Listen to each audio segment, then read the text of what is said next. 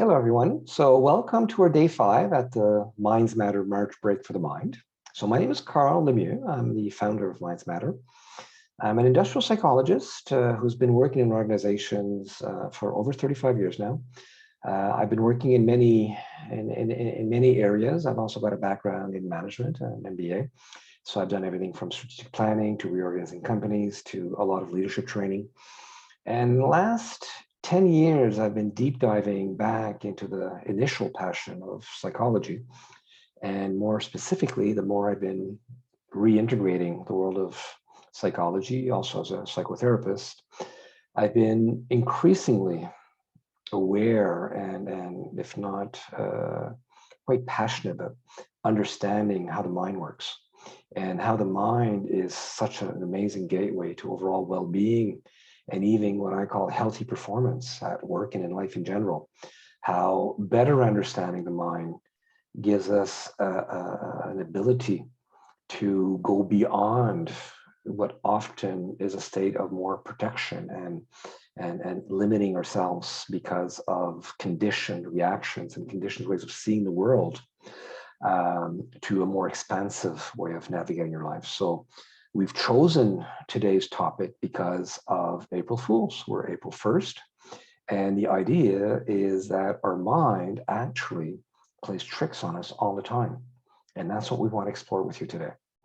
So to get us going, where I'm going to invite you to a practice. Now, the practice is directly linked to the subject at hand and the conversation we're going to have around how the mind fools us. So the best way to understand how the mind fools us is to explore it. So as we did in many other of our sessions this week, we're going to start with a grounding practice, all right? And that grounding practice will be adapted to today's topic to explore the mind. So please find that comfortable sitting position. So we want an alert, comfortable sitting position where the body is straight and the feet are firmly on the ground. And if you're comfortable, the invitation is close your eyes. It allows us to explore sometimes with a bit more depth, but sometimes we're not comfortable closing the eyes, and that's not a problem. Just keep a soft gaze in front of you, not focusing anything in particular. Now, the first thing to maybe shift us out of a busy mind, which is typically the case, is to decide where we're going to bring our attention. So a good place to start is as far away as we can from the mind, actually feel our feet on the ground. So what does it feel like right now to have both feet on the ground? Sensations could be linked to the floor, your shoes, and then shifting your attention not only from feeling your feet on the ground, well grounded, to the other points of contact with the chair, the seat, the back of your seat. So just connecting to sensations at this point. So we've connected with the sensations of sitting, allowing yourself also to settle into our body as we do that. And I'll invite you inside a bit more and actually bring in awareness to the breath. What am I observing? What am I actually breathing? What does it feel like to have my lungs expanding, contracting? Now, as I'm listening to myself, but as you're listening to my voice right now, I'll invite you to notice what's happening. So you're focusing on your breath. That's the invitation. But have you noticed your mind wanders? Probably started even when I started talking about your feet. So the invitation is to keep focusing on your breath. But when the mind does wander, just notice, where's it going? What am I thinking about? What kind of thoughts are showing up? Is it linked to the past? To the future? Am I judging stuff? Am I worried about stuff? Am I planning stuff? So every time you just notice that my thoughts have been carried away from observing my breath, note where did they go to, and then bring it back to the breathing. So the exploration we're doing right now is we're anchoring ourselves in the breath as a way of gaining attention and focus. But then the mind will wander, as it does all the time, and bring that other element. Where did it go? And this is what today's talk is about. Where does my mind go when I wander? So bring your attention back to the breath for yet maybe another 5-10 seconds to reconnect with the sensations of sitting. And when you're ready, you can open up your eyes. All right.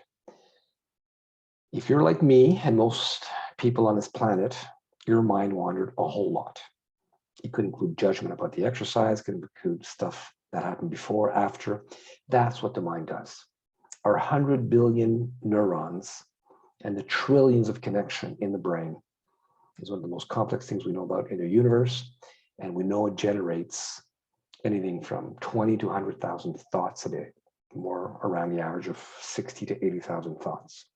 So a busy, busy machine, even more so in today's world where we're constantly bombarded with stimulus from our phone, technology, fast pace, everything that's going on. Now, the brain is incredibly active, and unfortunately, it was wired. I say fortunately, I say unfortunately, but also fortunately, it was wired with an 80% negative bias, as you may have heard before. And that bias is in there, has been there for millions of years, and the human brain itself hasn't changed much in the last 20 to 30,000 years.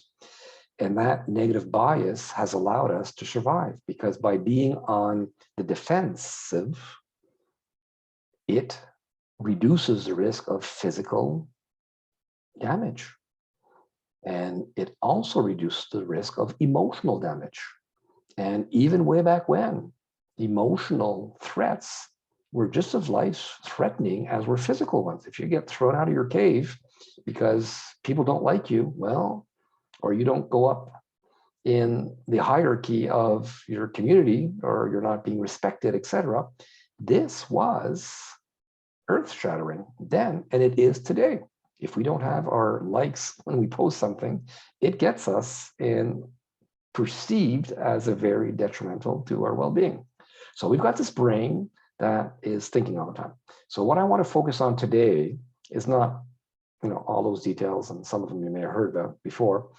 It's the kind of beliefs that are generated by that incredibly active brain of ours. Now, in the same way, we have a negative bias to protect ourselves physically, emotionally. We've also very often developed beliefs that would protect us. And in my practice, I'm also a psychotherapist and executive coach. I get to hear these stories.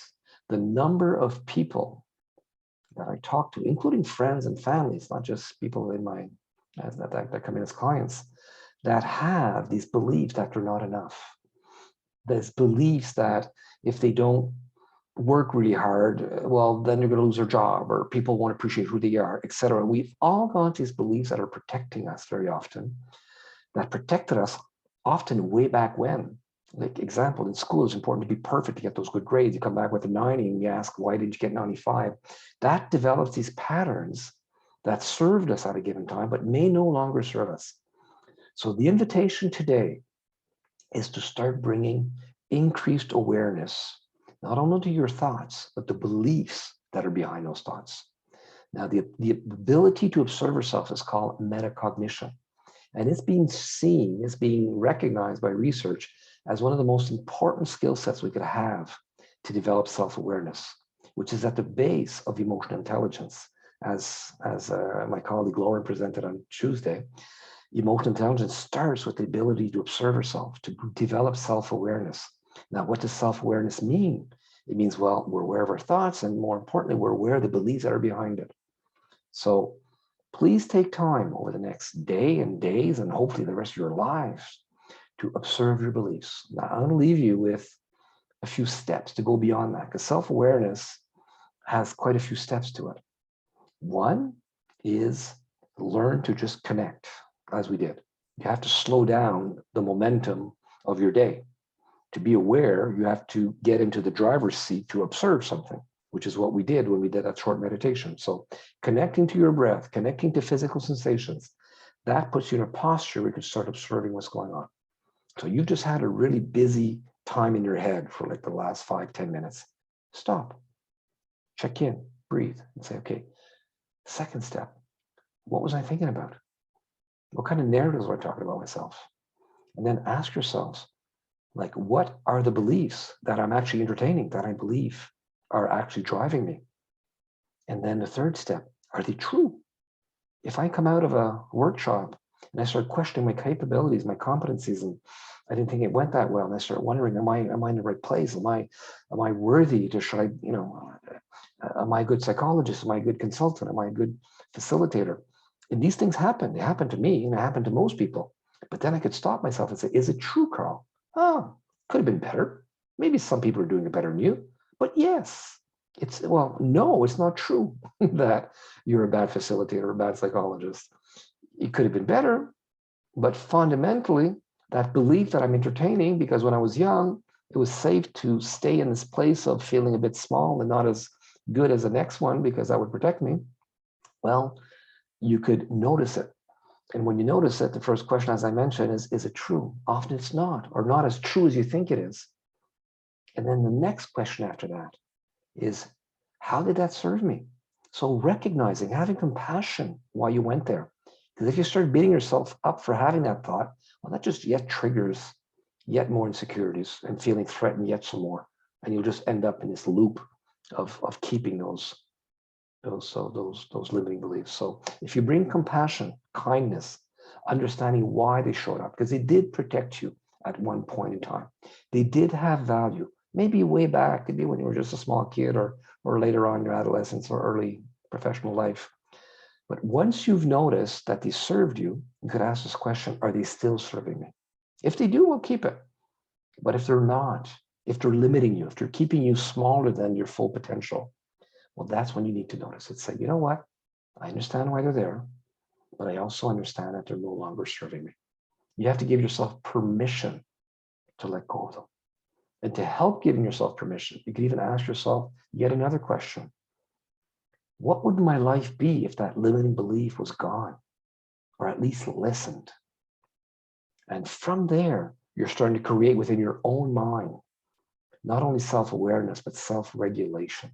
You could start now deciding whether you're going to be hijacked by that belief, bringing you into a protective mode, or whether you want to let it go and become a bit more expansive. Entertain the idea that maybe you're much more than that limiting belief.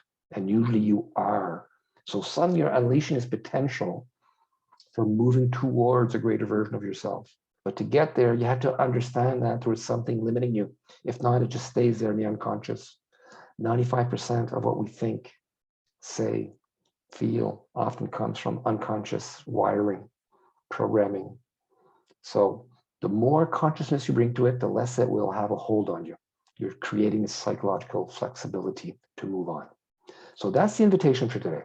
I hope that triggers curiosity and the desire to become yet more investigative about your thoughts. What's behind them? Are they true? Do I want to hang on to them or do I want to let them go? All right, so we're leaving you with that today. Thanks for showing up. Thanks for showing up to our weekly events as well and being part of the Mindsmatter community. So the invitation is to continue on to day 6 and day 7 and wishing you a wonderful Friday and beginning to your weekend. So once again, thank you very much and have a great weekend. Bye-bye.